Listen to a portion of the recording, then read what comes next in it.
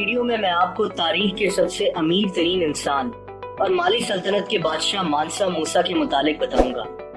इस शख्स के मुतालिक बहुत कम लोग जानते हैं, लेकिन आज के इकोनॉमिस्ट इसको दुनिया की तारीख का सबसे अमीर तरीन इंसान बताते हैं। मानसा मूसा अफ्रीका के मुल्क माली का 14वीं सदी का एक मुसलमान बादशाह था। ये 1312 से 1337 तक अपनी वफात के वक्त तक माली का बादशाह बना रहा।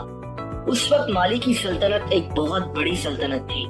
मानसा मूसा एक इंतहाई बाअसर खानदान में पैदा हुआ था।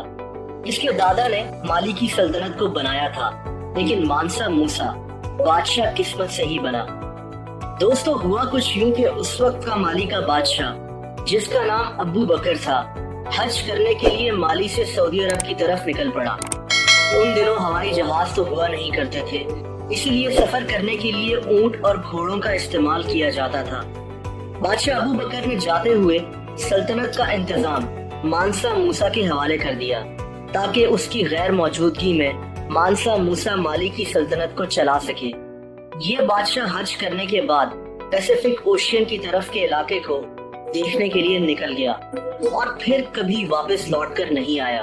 इस तरह बादशाह का काफी इंतजार करने के बाद और काफी ढूंढने के बाद मानसा मूसा को माली का बादशाह बना दिया गया। दोस्तों, मानसा का मतलब ही बादशाह होता है, इसीलिए इसको मानसा मूसा कहा जाता है। मानसा मूसा को अरबी में अबूर हासिल था और इसने 324 में हज की सादत भी हासिल की। इसके हज की सफर की कहानी भी बेहद दिलचस्प है। माली से सऊदी अरब तकरीबन 4000 मील का सफर इसने तय करना था, लेकिन मानसा मूसा एक पूरा शहर अपने साथ लेकर चला। इस सफर की तैयारी में कई महीने लग गए थे। इस सफर में इसके साथ 12,000 गुलाम मौजूद थे और हर गुलाम के पास तकरीबन 2 किलो सोना मौजूद था।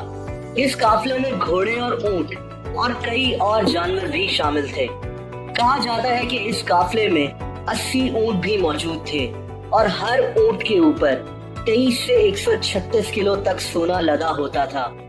मानसा मूसा ने ये तमाम सोना दौरान सफर गरीबों और जरूरतमंदों में बांट दिया।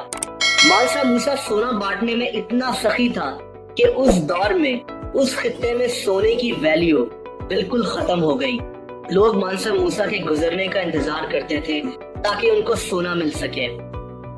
इसी वजह से सोना अगले कई सालों तक एक मामूली सी चीज बना रहा।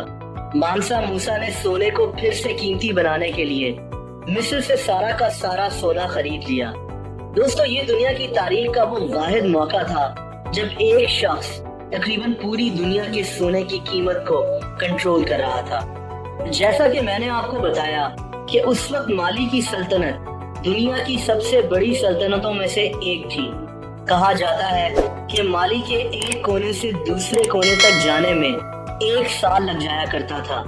मानसा मूसा के बादशाह बनने के बाद उसने सोचा कि वो पूरी सल्तनत के मसाइल खुद हल नहीं कर सकता। इसने माली को मुख्तलिफ सूबों में बांट दिया और हर सूबे का एक गवर्नर मुकर्रर कर दिया और हर गांव का एक नाजिम भी मुकर्रर कर दिया। माली एक इंतहाई अमीर सल्तनत थी।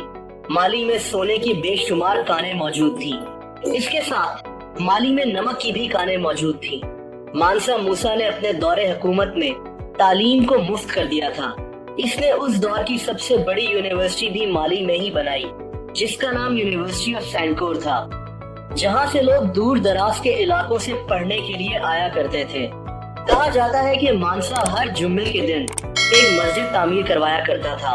इसने माली को उस वक्त की एक जदीद रियासत बना दिया था।